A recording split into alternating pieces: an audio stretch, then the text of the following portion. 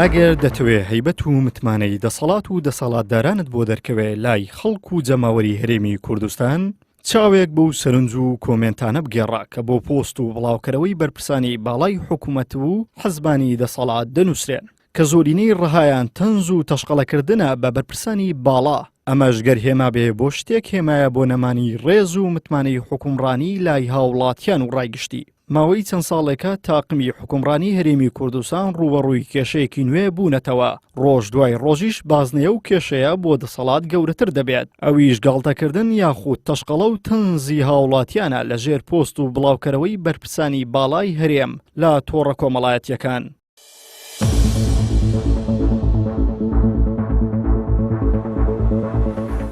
ئەم دیاردەیە بە جۆرێک دەسەڵاتدارانی بێزار و تووڕە کردووە کارگەیشتووە بەوەی بەشێکیان هەژمارەکانیان لە تۆڕە کۆمەڵایەتیەکان دابخەن تەماشای بڵاوکەرەوەیەکی وتەبێژی حکوومەتی هەرێمی کوردستان بکەن لە تۆڕی کۆمەڵاتی فەیسبوک کە نووسیویەتی حکوومەتی هەرێمی کوردستان توانیوێتی خەرجی کەم بکاتەوە و داهات زیاد بکات کە زیاتر لە 370 کۆمنتی بۆ هاتووە 195 کۆمنتەکان گاڵتەکردنە بە پۆستەکەی وتەبێژی حکوومەت. ئەمە لە کاتێکدایە دکتۆر جوتیار عادل وتەبێژی حکوومەتی هەرێمی کوردستانە و یەکێکە لە سەرچاوە گرنگەکانی زانیاری بۆ هاوڵاتیان. بەڵام وەک دەردەکەوێت دەسەڵات و دەموچاوەکانی چی ترجەی متمانەی خەڵک نەماون و زانیاریەکانیشیان لای هاوڵاتیان ئەرزشیە و تۆی بۆ داناندرێت.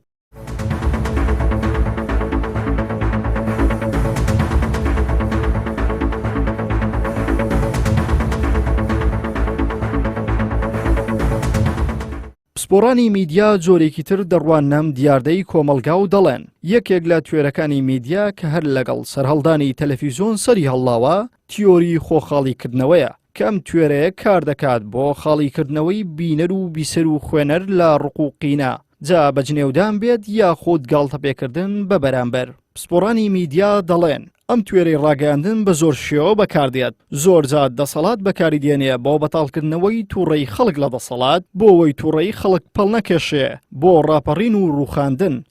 هەسێ خۆ بگۆڕەوە چی و جلە ناشیرێنانە جلێکی فاشۆن لە بەرکە هەسەی من کە فاشۆن ئابوو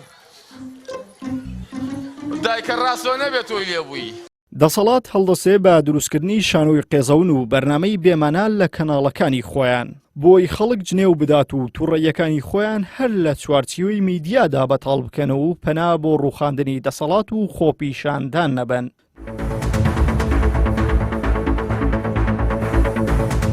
جاروباریش حکوومەت بۆ بەتاڵکردنەوەی تووڕەی خەڵک هەڵدەسێ بە بانگەشەکردن بۆ خۆپیشاندانی شەخسی و کەسی بۆی لە ڕێگای و کەسەوە تووڕەیەکانی هاوڵاتیان بەتاڵ بکاتەوە. هاوتەریب لەگەڵم بۆ چوونەی پسپۆڕانی میدیا شارەزایانی کۆمەڵناسی و کۆمەڵناسی سیاسی بەتایبەت جەخت لەوە دەکەنەوە ئەو کاتەی دەسەڵات و بەرپرسانی باڵای وڵات متمانەیان لای هاوڵاتیان و ڕایگشتی وڵاتەکەیان نامێنێت هاوڵاتیان بێباگانە گاڵتە بە قسە و لێدوان و زانیاریەکانیان دەکات ئیدی ڕوخانیە و دەسەڵاتە تەنها لەسەر کات دەوەستێت و هێدێدی پایەکانی شەرعیەت و مانەوەی دەڕوخێت و دەبێت ماڵاوایی بکات.